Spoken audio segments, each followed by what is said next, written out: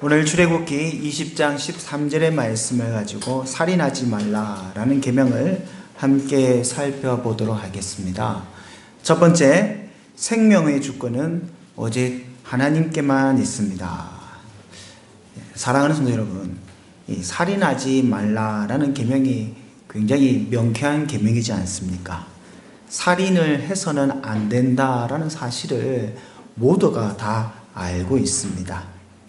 그러면 우리가 살인을 안 하는 이유, 살인을 해서는 안 되는 이유를 성경에서는 뭐라고 말씀하고 있습니까? 창세기 9장 6절에 보면 우리가 왜 살인하지 말아야 할 건가에 대해서 말씀하고 있습니다. 9장 6절 읽어드리면, 다른 사람의 피를 흘리면 그 사람의 피도 흘릴 것이니 이는 하나님이 자기 형상대로 사람을 지으셨습니다 라고 되어 있습니다. 사람이 다른 사람의 피를 흘리지 말아야 할 이유를 성경에서는 뭐라고 말씀하시냐면, 하나님께서 그 사람을 자기 형상대로 지었기 때문이다 라고 말씀하고 있습니다.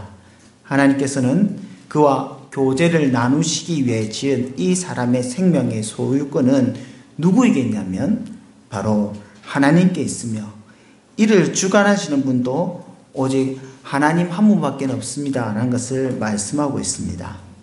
이 세상에 그 어떤 존재도 생명을 창조하거나 만들 수 없지 않습니까?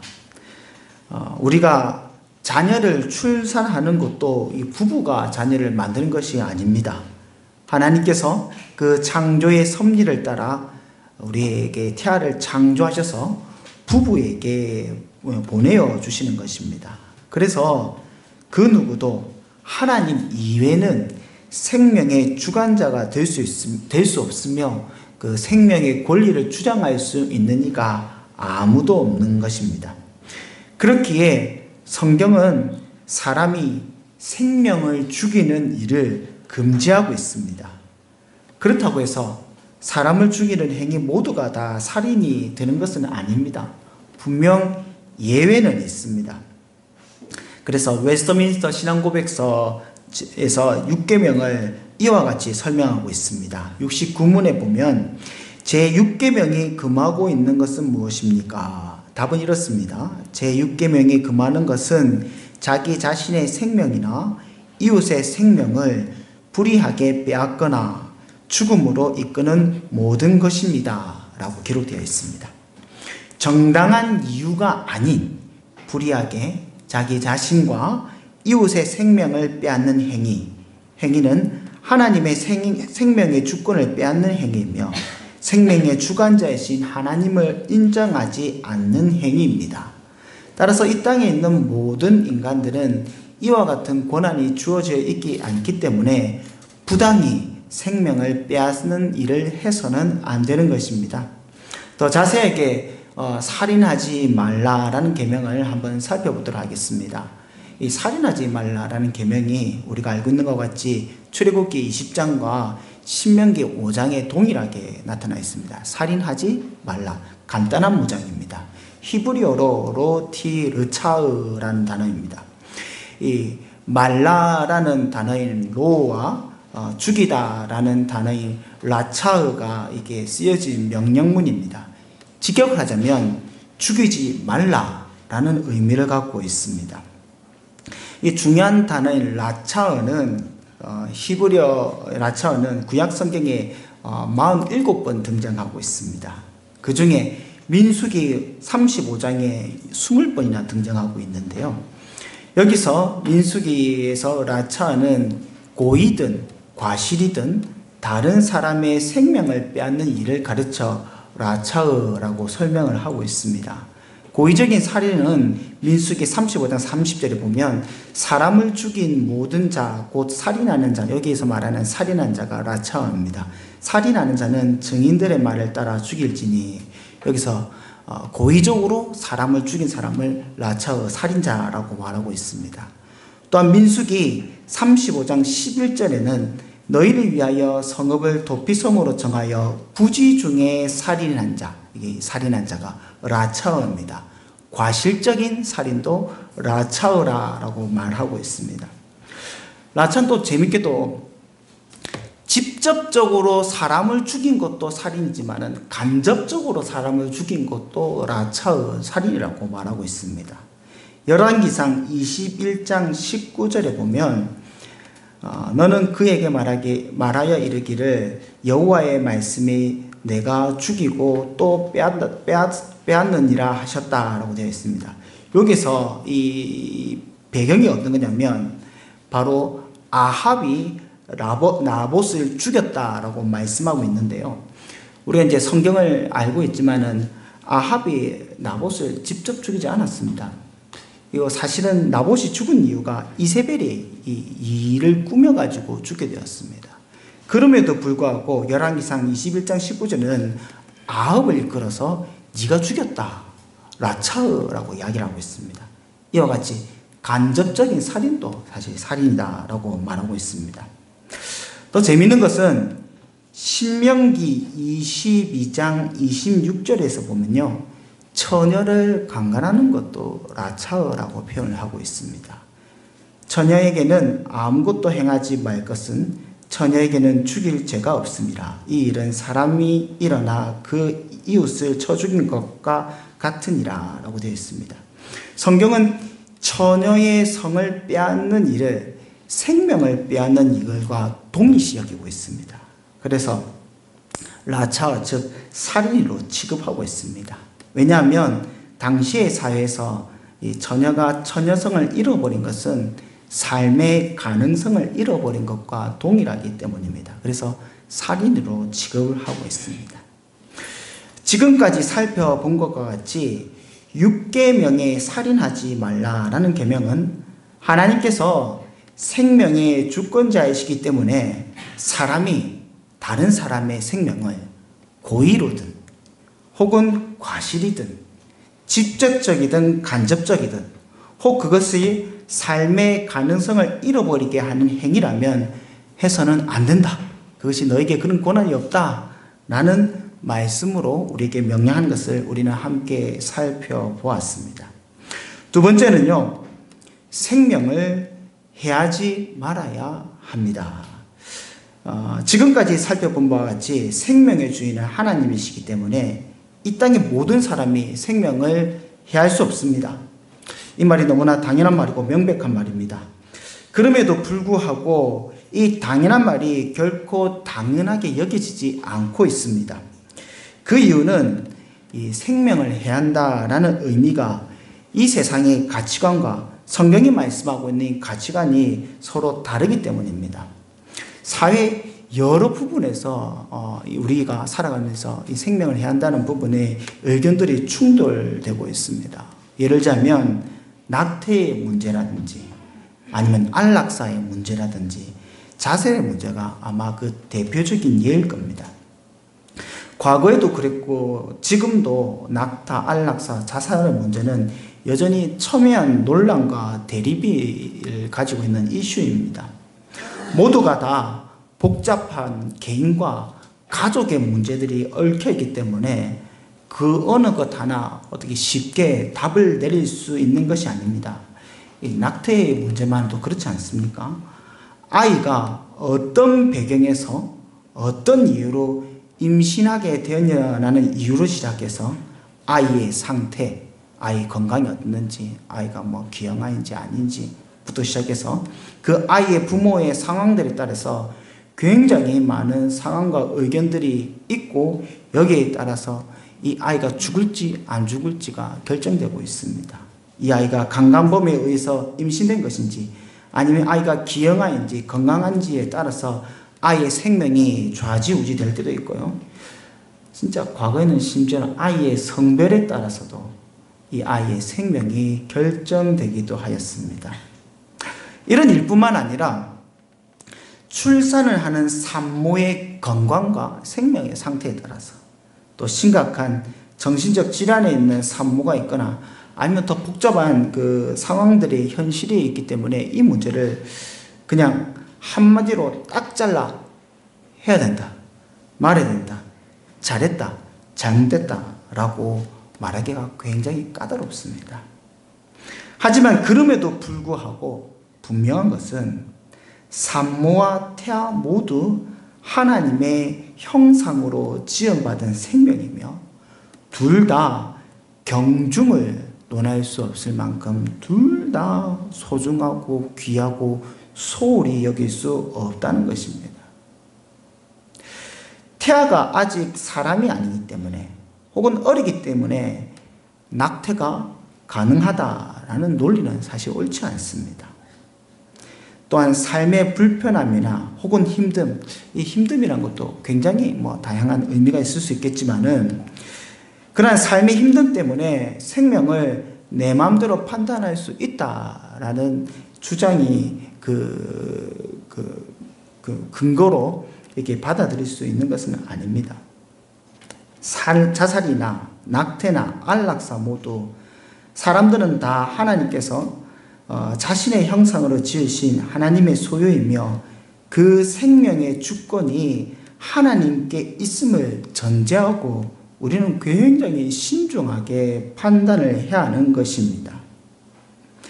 그렇기 때문에 우리가 이와 같은 일들을 단지 나의 환경과 또한 본인의 처한 상황들 때문에 이를 결정한 것이 아니라 하나님의 관점에서 이 생명이 누구에게 있으며 누가 주신 것인가를 신중하게 생각하여서 우리는 이 문제를 해결하고 결정해야 할 것입니다.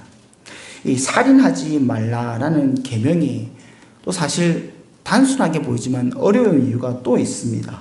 그것은 살인의 범위가 실제적으로 사람을 죽이는 것도 말할 뿐만 아니라 타인을 인격적으로 모독하거나 마음으로 미워하는 것까지도 성경은 살인이라고 말하고 있기 때문입니다. 마태복음 5장 21절에서 22절 말씀 읽어드리도록 하겠습니다. 옛 사람에게 말한 바 살인하지 말라. 누구든지 살인하면 심판을 받게 되리라 했다는 것을 너희가 들었으나 나는 너희에게 이르노니 형제에게 노하는 자마다 심판을 받게 되고 형제에 대하여 라가라 하는 자는 공회에 잡혀가게 되고 미련한 놈이라 하는 자는 지옥불에 들어가게 되리라.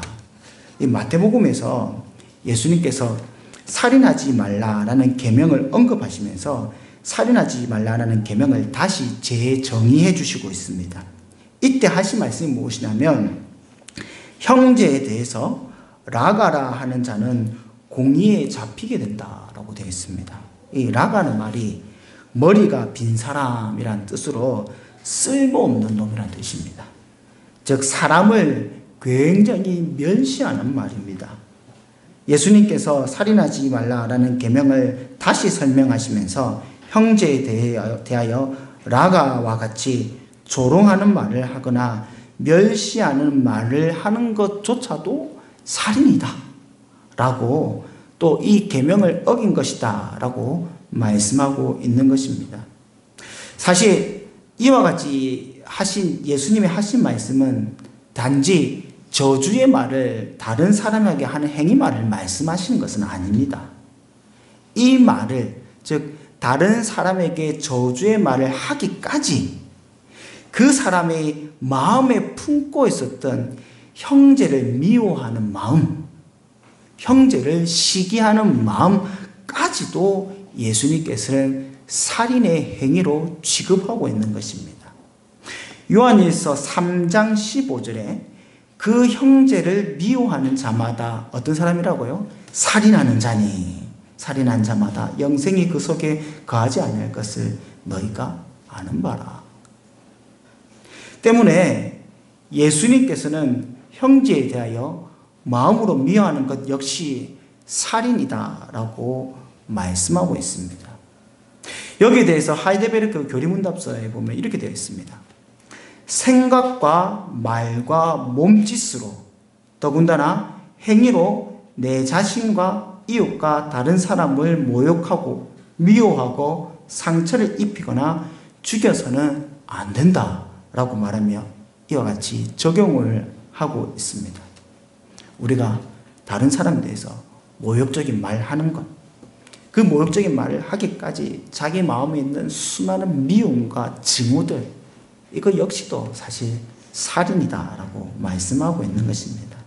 근데 뿐만 아니라 남에게 하는 모욕, 남에게 하는 증오, 남에게 하는 멸시뿐만 아니라 나 자신에게도 하는 모욕, 멸시, 분냄, 이 모든 것도 다 살인이다라고 말씀하고 있습니다.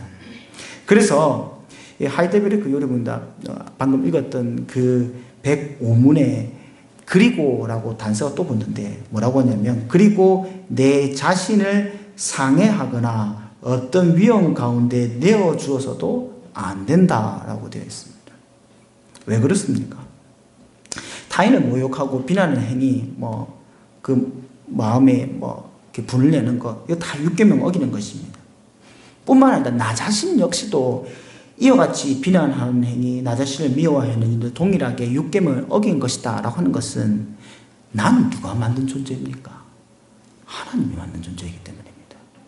나의 생명은 주권은 누가 있습니까? 하나님께 있기 때문입니다. 내 생명도 내 것이 아닙니다. 내 생명도 내 마음대로 할 수 있는 것이 아니고, 이 모든 것들이 다 하나님께 있기에 나의 것, 나를 비난하는 것, 나를 모욕하는 것 역시도 다 율계명에 접촉되는 살인하는 행위입니다.